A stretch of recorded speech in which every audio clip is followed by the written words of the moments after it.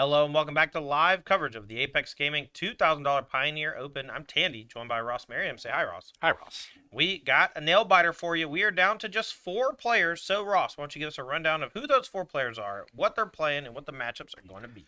So, our backup feature match is going to be #1 overall seed Daniel Staup on Mono Green Devotion against 4 seed Andrew Wolthus on Boros Heroic. Uh, Normally, Boros Heroic is a Mono Green killer, so even on the draw, I got to give Wolthus the edge here. Nah, for sure. I mean, I think he probably chose that deck because of how good it matches up against Mono Green. Cards like Illuminator Virtuoso are impossible for Mono Green to defend against because of that huge double strike, as long as you can give it evasion or trample of some kind. Yeah, and there's more trample effects in this version than there have been in the past. Thanks to Ancestral Anger Monstrous Rage. and Monstrous Rage, so 8 effects that give it trample. So it should be pretty easy to make a big creature, and like I agree, Virtuoso is going to be the key card. If Wolthus can land some of those on turn 2 in a couple games, it could be a quick match. Yeah, but we know Mono Green Devotion does Mono Green Devotion things and can pop off out of nowhere and kill you. So we got to wait and see if he's able to take it down. And our other matchup, though, is the one that we're going to be watching. Why don't you give us a little peek at that one? Yeah, it's heroes against enemies in this top 4, and the heroes are not mono green, and the enemies are mono green. Yeah, 2 Mono Greens versus a Boros Heroic. And what's the 4th deck? Yeah, it's Mason Clark is the mono green player, so that's our 3 seed, and then the #7 overall seed, the one person to win on the draw in the quarterfinals, Cody Hill on Gruul Vehicles. Yeah. Normally a deck that struggles a little bit with mono green, but he defeated Devotion even on the draw in the quarterfinals, beating Jacob Heckert. That was the last match we showed you on camera there, and his build is a little bit more tailored towards that matchup. Has the Voldarin Epicures to deal direct damage to finish you off. Yep. Has 3 copies of Sky Sovereign. Some lists have been cutting down to 2. And more importantly, has those 2 copies of Ember Cleave in the sideboard, so you can say, so long, Chicantha, I don't need Elks, I need Cleaves. Yeah, give him the axe. So that's the matchup we're going to be watching. Gruul Vehicles versus Mono Green. We just saw the tail end of that last match. Let's go and head on down to the feature match area and watch the top 4 here at the Apex Gaming $2,000 Pioneer Open.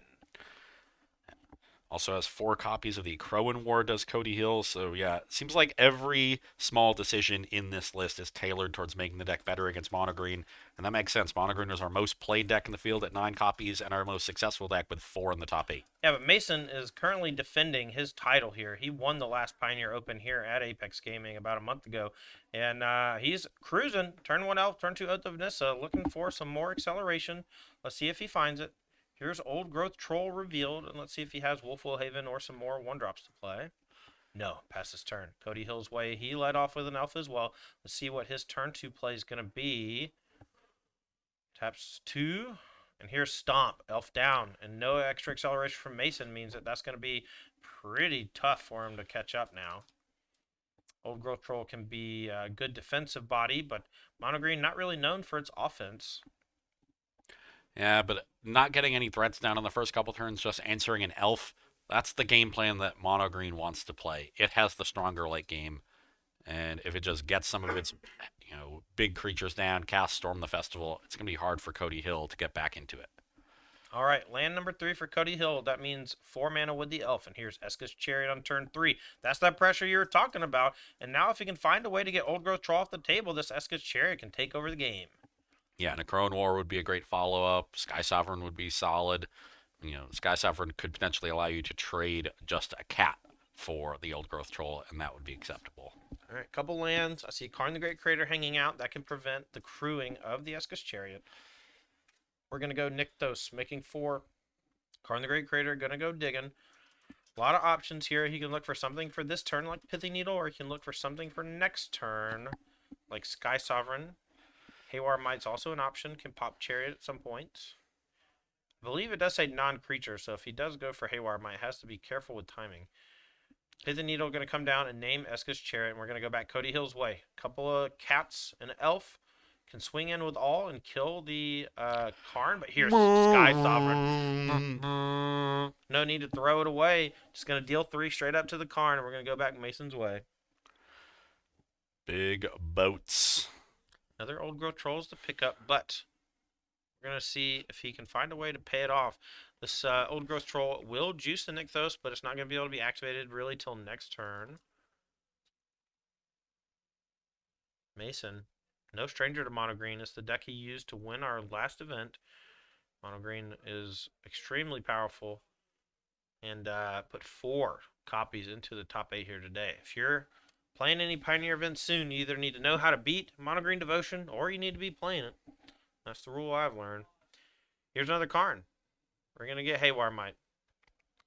And again, it says non-creature, and that can get countered. You got to be really careful when you activate it. Yeah, I imagine Mason will activate Haywire Might in response to anything that threatens to remove the Karn from the battlefield. All right, if you're Cody Hill, what you want to do, step one, is you want to play something that can crew the Sky Sovereign so that you can crew it twice. That can protect you from the Haywire Might. So once it's a creature, if it's being targeted by the Haywire Might, it will fizzle.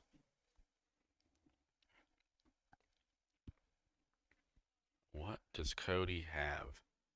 See if Voldaren Thrillseeker can do that. Put 2 counters on the Llanowar Elves, and that'll allow for a double crew. And then maybe even throw Llanowar Elves at the Haywire Might so that you force the activation, and then you crew in response to make it a creature. Although Karn the Great Creator is shutting all this down. I don't know why sorry. That's my bad. Yeah, so we can put the counters on the elf and then throw the elf at the Karn. Yes, and then Mason will likely respond by exiling the Sky Sovereign, but then you can crew the Azeka's Chariot at least. it's Pithy Needled. Oh yeah, that one's needled, so... Everything's locked down. Ooh, should Bang. have just tapped the elf there, Cody. Well, that's fine. We're going to go to kill it in response. Can't crew it, so we're going to eat it. And Mason Clark has defeated the Sky Sovereign, but his Karn is down and his hand is just Old Growth Troll. And now it's up to Cody Hill to see if he can claw past these 2 copies of Old Growth Troll that Mason has. Mason may be low on resources, but he's not under any pressure. The board is stable. His Old Growth Troll is dominating these 2/2s and 1/1s. He's got another Old Growth Troll in hand, and he's got plenty of mana around. So all he really has to do is start drawing some of these big spells. Storm the Festival, Cavalier of Thorns, maybe another Karn. This Voldaren Thrillseeker is a newer addition to the deck, but quite good. Here is Kiora, Behemoth Beckoner. This in tandem with the Old Growth Troll in hand is going to chain off a little bit. We're going to draw a card. We still have 2 floating, so we can untap the Nykthos and then cast a big spell. Let's see if Mason drew something like Storm the Festival. And you start to see what makes playing against Mono Green Devotion so frustrating, because Mason here just went Kiora into Troll, starting from just Troll, and now has the ability to cast 3, 6, 7, and 8 drop. Ooh, going for the untap on the Troll. So playing a little offense and defense here is Mason Clark. A little Secret Vigilance. No play with the 2 mana. No play. And this might be a small ball win for Mono Green Devotion. We'll see. Those 4/4s with Trample are pretty menacing, and that Lair of the Hydra is threatening to be very big next turn. Now, there's tons of chump blockers on Cody Hill's side, but we can run those out over time, and the Old Growth Trolls have Trample. Yeah, that could be a 15/15 layer next turn. Cody Hill's way. Let's see if he has something here to stop the bleeding. Taps 3. So it looks like a Boseiju who endures. Maybe he wants to use that on the Pithy Needle, but just going to go ahead and buy Gigantha. Even unlocking the Chariot just trades for one of the Trolls and gives you another cat. All that does is get you, get the ground more clogged up. All right, and we're going to cast Bone Crusher Giant from Adventure. It was hiding behind our graphic. That was a long adventure. Yeah, took him a minute. But Mr. Feats is here. He came to stomp. Mason Clark, ton of mana, thanks to Nykthos Devotion as well as Kiora untaps. We can make a Hydra that's bigger than the sun. Let's see if he has any spells in hand he wants to deploy. It looks like another Lair of the Hydra, so maybe he's able to make 2 giant Lair of the Hydras next turn, but this turn it enters tapped. We're going to make 3, 6, 7, 8. And then an 8/8 plus all these other creatures coming in. Interesting choice of numbers. So it is possible to trade for the layer here.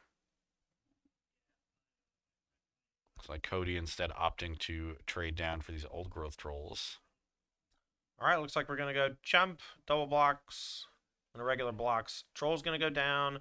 They're going to attach to some forests, and now the cool trick with Old Growth Troll is that after they've died, they go onto your lands as future extra mana, but you can also sacrifice those lands and make a 4/4. And with Kiora, Behemoth Beckoner, it's not a cast trigger, it's an enters the battlefield trigger. And so Mason will be able to make a 4/4 tapped and draw a card.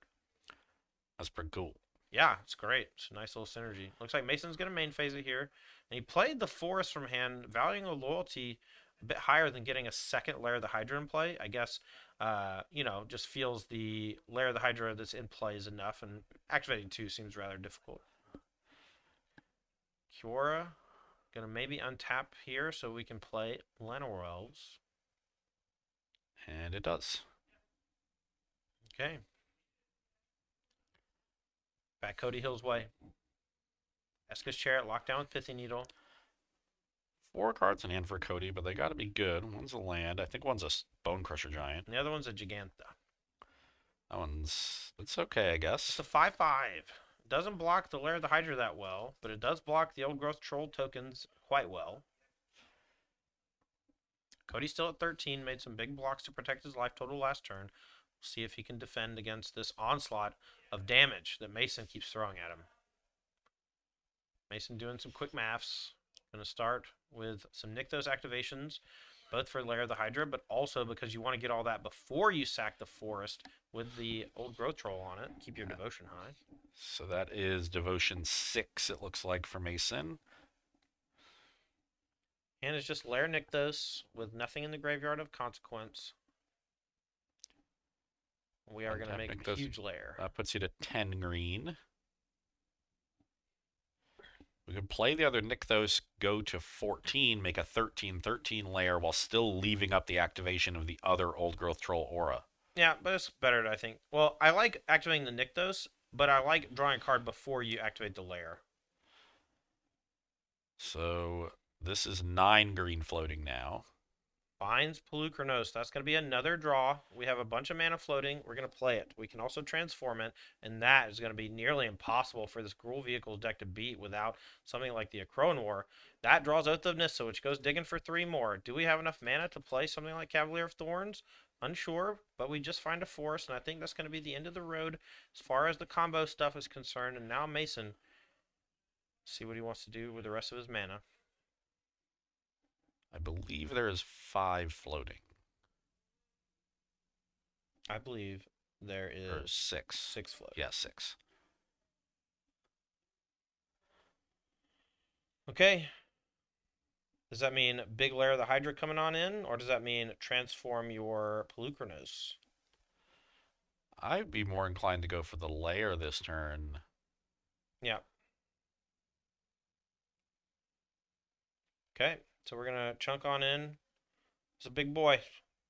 Gigantha. How much you want? Besage you it. Take it down. Lair of the Hydra rotting in Mason's hand, keeps choosing to play other lands instead of getting his tapped land down. Maybe going to regret that forest here. I think it'll live. Also, you could I guess you could play lair and untap it, but then it still won't be able to attack. All right. Back Cody Hill's way.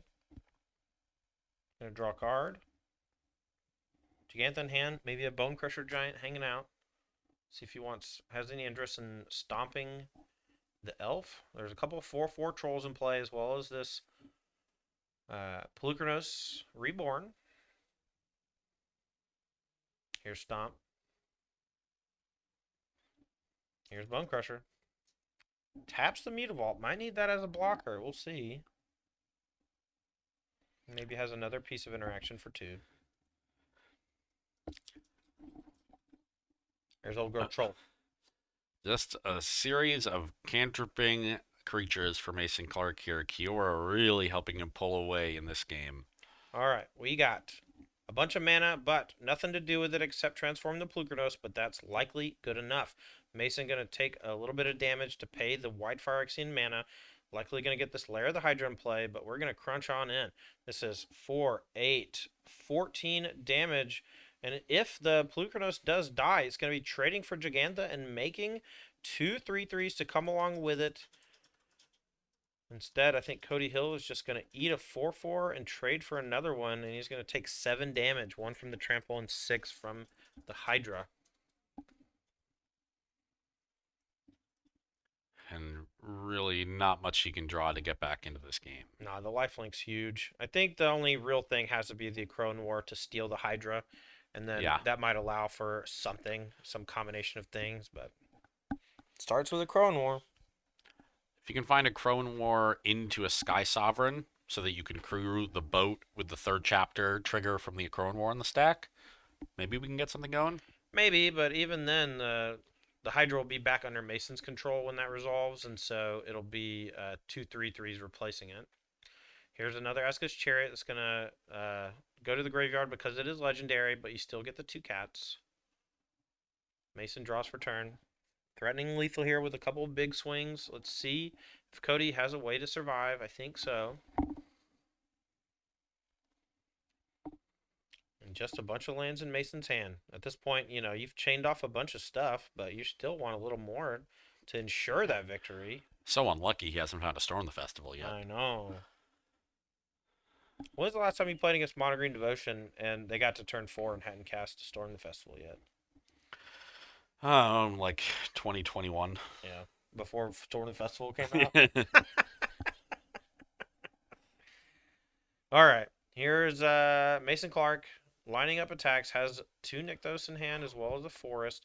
He can make a boatload of mana to make the largest lair of the Hydra you ever seen in your life.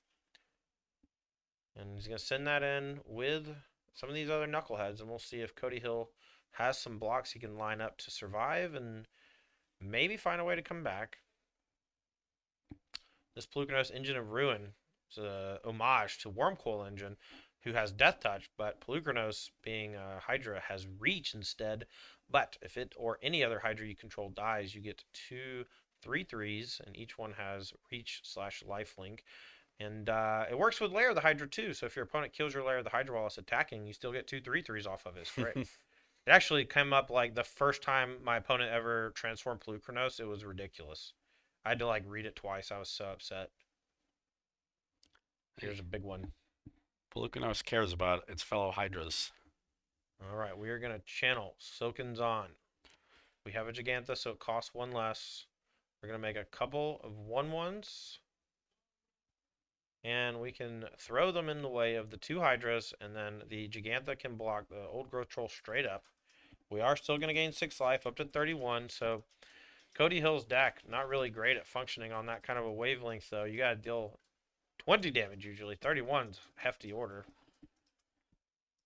Especially when you're already out of resources. Yeah, 31 is far too hefty for this game.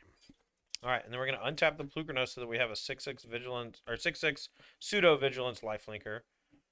Cody Hill needs a Crone War right now so he can kill Kiora, and then he has to hope Mason Clark draws 6 lands in a row.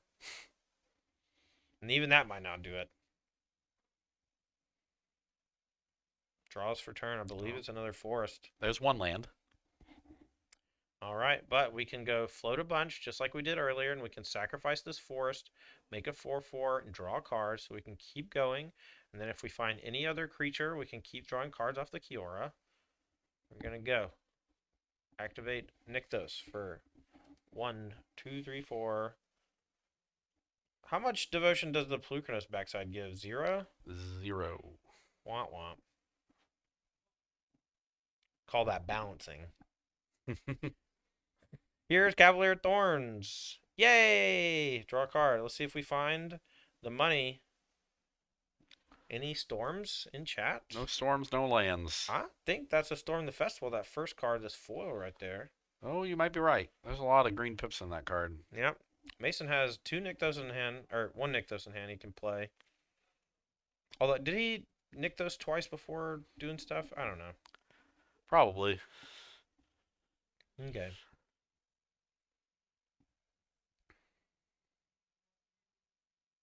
Pelucranos can attack. The Lair of the Hydra can attack. If that's a Storm the Festival in the graveyard, we can do that.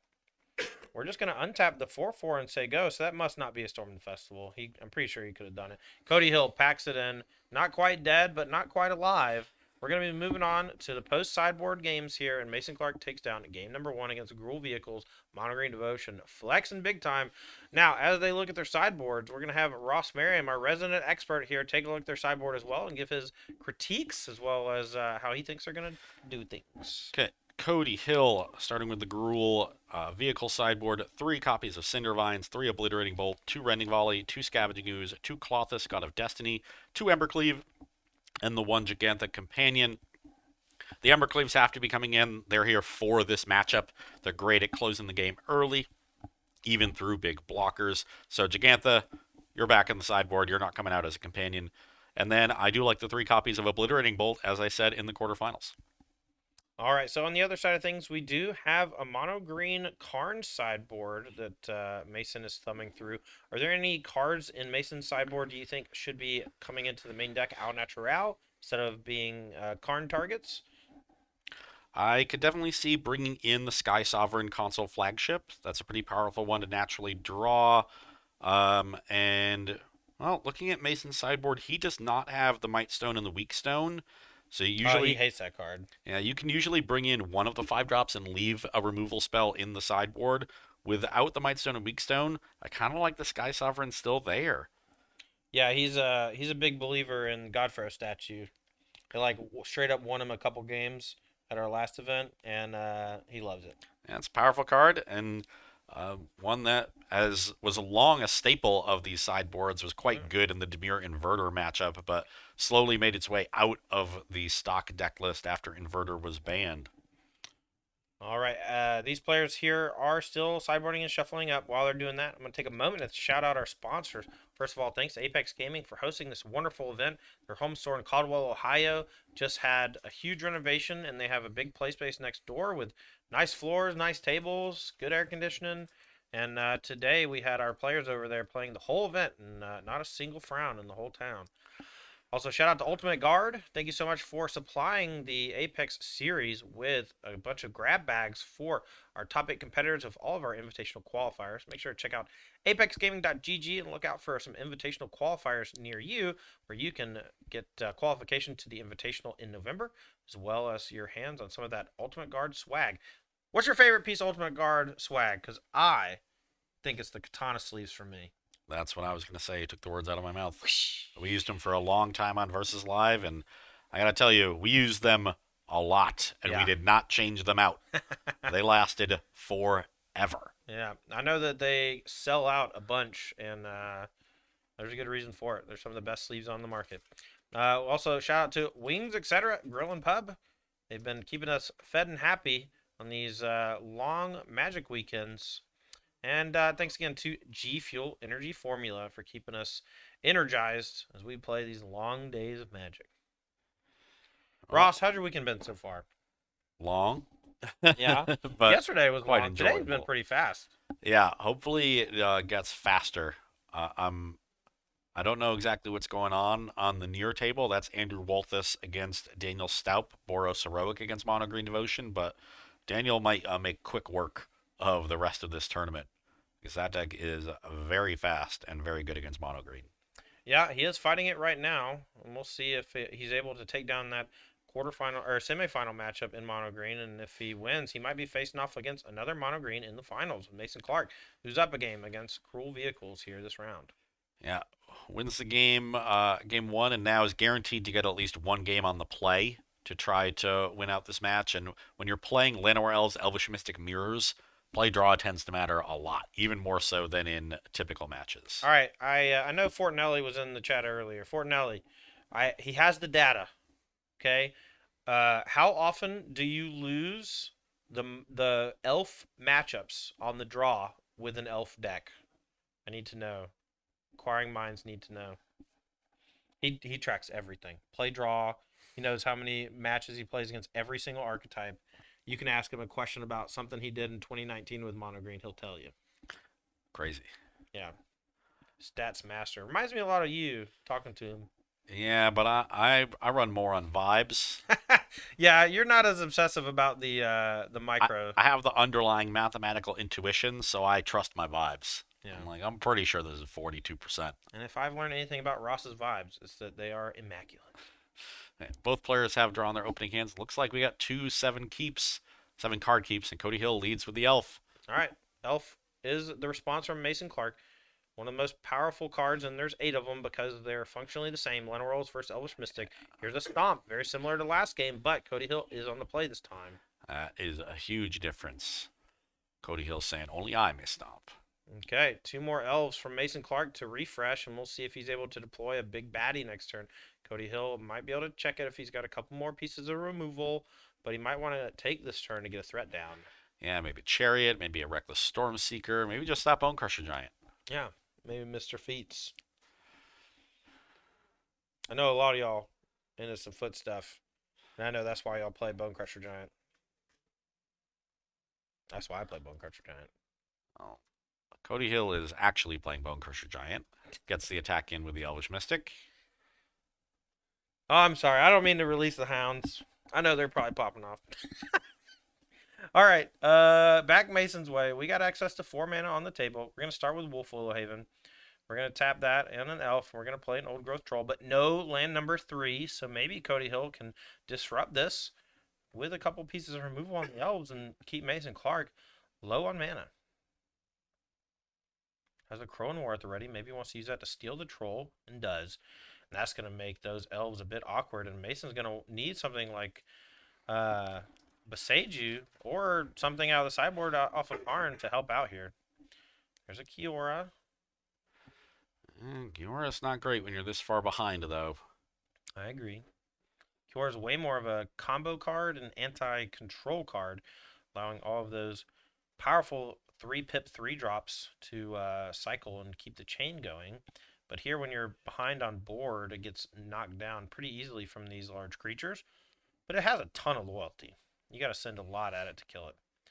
Here's Kiora, 2 Wolfwell Havens on 1 land, and that's going to make it essentially free. And then that's going to play Pelucranos Reborn and draw a card. We have the ability to use the Elf for Oath of Nissa, but maybe we want to hold it back to protect the Kiora in case of a removal spell on our Pelucranos. No, we're going to go ahead and deploy it. Kiora's done its job. Top 3, Karn the Great Creator is probably going to be the pick. Needs a Nykthos to really juice it up. Really strong turn here from Mason Clark. Gets a good blocker onto the battlefield. Gets the Kiora down, generates some card advantage, and continues to develop his mana to set up future bigger turns. Back Cody's way. A great turn from Mason, but not a combo turn. We'll see if Cody Hill can do anything disastrous here. I see a Sky Sovereign console flagship. That one's going to be able to chew up the elves. 8 damage coming across. Pelucranos is going to eat the Bone Crusher Giant. Chapter 2 of the Acronor is going to force an attack. We'll see if Cody Hill wants to do anything with a Sky Sovereign. He's going to chew up the rest of that Pelucranos that had 4 damage on it, and now it goes to the graveyard. Excellent take. Shuts down a lot of the devotion for Mason. Gets another big threat onto the battlefield, and in particular, a flying threat. See that draw, Ross? I did not. That was a Beseiju who endures. That's pretty good. Yeah, knocks off the Sky Sovereign. You can kill the Acroan War to get your Old Growth Troll back, and so the Chapter 3 doesn't decimate your forces. Yeah, probably going to want to just deal with the Acroan War on his own turn. Otherwise, the Old Growth Troll is going to be able to crew the Sky Sovereign for free. Right. You're not going to be able to get your Old Growth Troll back untapped regardless because of that vehicle. Now, the elves don't have to attack because they can tap for mana before the combat step. We could also just destroy the Sky Sovereign because you're getting back the Old Growth Troll next turn then anyway. Yeah, but then you lose your elves. And he's a little light on mana here, so he might want to keep them. It'll be interesting to see what he wants to do, but we also know he has Karn the Great Creator in hand, so he could just go get Haywire Might and make this all a moot point. Then he has Haywire Might and Beseiju at the ready, maybe, to get both. Let's get it all. 3, 6, 7, 8, 9. So that's Beseiju for 2 down to 7, and Karn for the Haywire Might, and then 2, yeah. That works. Sometimes you just want it all. Yeah, and sometimes you're Mason and you have it all. He's doing some quick maths. You know what? I just thought over my entire life, and I've never been Mason. I just thought about my last 2 hours, and I wasn't Mason. Yeah. It's kind of messed up that only Mason gets to be Mason. Yeah. It's not really fair. Well, now I just want to make a virtual reality game where I get to be Mason. The Sims Mason, the esports Clark version. Yeah, it's basically just Truman Show, the game. Mm-hmm. Well, I thought it was going to be first person you living as Mason. It is. Yeah. But everybody's observing you? Yeah. Okay. Because everyone wants to be Mason. That's true. That's a cool game. I'd play that. Okay, I think we've just found our next job. We're going to be millionaires. I don't think either of us has the desire or fortitude to become a millionaire. Never say never. All right. Mason in the tank. Needs to make a decision. Judge is probably going to pressure him shortly to make that decision. While these are untimed rounds, you're expected to play at a reasonable pace, and it's a very complicated situation. The Karn the Great Creator package essentially means, an extremely large number of different possible iterations of things. A Crowan War is awkward as heck because of the forced attack, but it doesn't keep you from tapping for mana. So I can see Andrew Waltis hovering over the feature match area, drinking his DQ soda. I think he won his match. Want to hear a funny story about this? He was at dinner last night, and he ordered a Diet Coke or Diet Pepsi, and asked for the giant 2-liter thing that they use to refill, and he drank like 3 of them. That man loves some diet soda. Damn. Cool guy though. Yeah, cool deck. Looks like he's in the finals. Oh yeah. Looking to squish both these guys. I'm about to go squish Mason. Come on, buddy. I'm going to need you to make a play. Our head judge is right there next to the table watching this match, so no shenanigans going to go down. All right, here we go. Actions incoming. 5 mana. Here comes Karn the Great Creator. 1 floating. Now, has the ability to do a lot of cool stuff here. Finds Pithing Needle. Maybe brought the Haywire Might into the deck. Maybe that was the thing that was so awkward. Is that Pithing Needle on Lair of the Hydra? Yeah, maybe just wants to protect the Planeswalkers from that because he's able to kill the Akroan War with the Boseiju. Now, there's a good chance he said after he's tapped the elf, he goes, post-combat, I'm going to untap the elf so that way he doesn't have to attack with it. Now we're going to go to Cody Hill's upkeep. We're going to go Chapter 3 of the Akroan War. He's going to give back the old Growth Troll. Doesn't want to give him, I guess, the destroyed one that gives him more mana. Afraid that that could lead to disaster.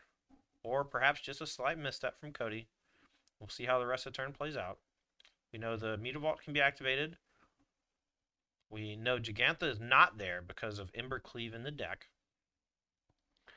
And now Mason has a stranglehold on this game. Well, it can change quickly. Cody Hill has a lot of cards in his deck that can do some serious stuff. Even another Crone War steals the old Growth Troll back and then allows it to crew the Sky Sovereign. And Karn stops the crew. Yep, both going to be going at the Karn. Oh, right. That's why I didn't crew it. Duh. I keep forgetting that. Karn static. Yeah. Static Planeswalkers. I miss Narset all the time too, man. I'm sorry. Karn's just really good. It's annoying. All right, we have Stomp in hand as well as a Boseiju who endures. See what Cody wants to do. Gonna play the Boseiju, Stomp Karn down to 1, and plays the Bone Crusher Giant. Okay, back Mason's way. Let's see if he can capitalize on Cody Hill's distress. Has Boseiju in hand that can be used to pop the Sky Sovereign. And that makes it easier to be aggressive with the old Growth Troll, but with Cody Hill at 20 life, might want to be more defensive.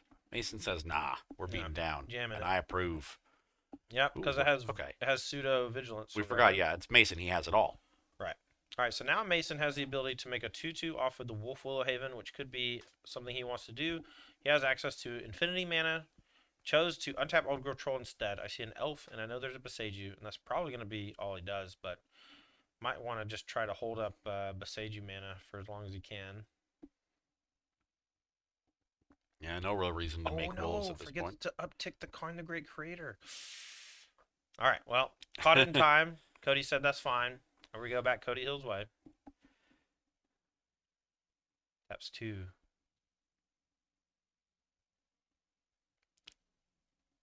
Okay, thinking about it more. Maybe he has Stomp. Maybe he wants to go ahead and take care of this Karn the Great Creator. Stomp would be a great draw.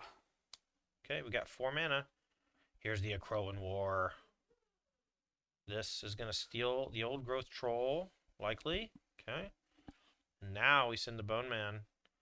The Bone Man cometh. Boseiju's going to blow up the Akroan War. We're going to get back that old growth troll and block. And now Cody Hill is in some trouble. Mason rubbing his hands together. He knows exactly the position he's in. He's fighting for the finals. He is hungry. He wants that trophy. We're going to play an elf. We're going to minus the Karn, and we're going to go looking through the sideboard, and we can do some serious damage. Here's Restorative Burst off the Pestilent Cauldron. We're going to float some mana off the Nykthos. We're going to do a bunch of math 9 here. devotion. Whew. Whew. Yeah.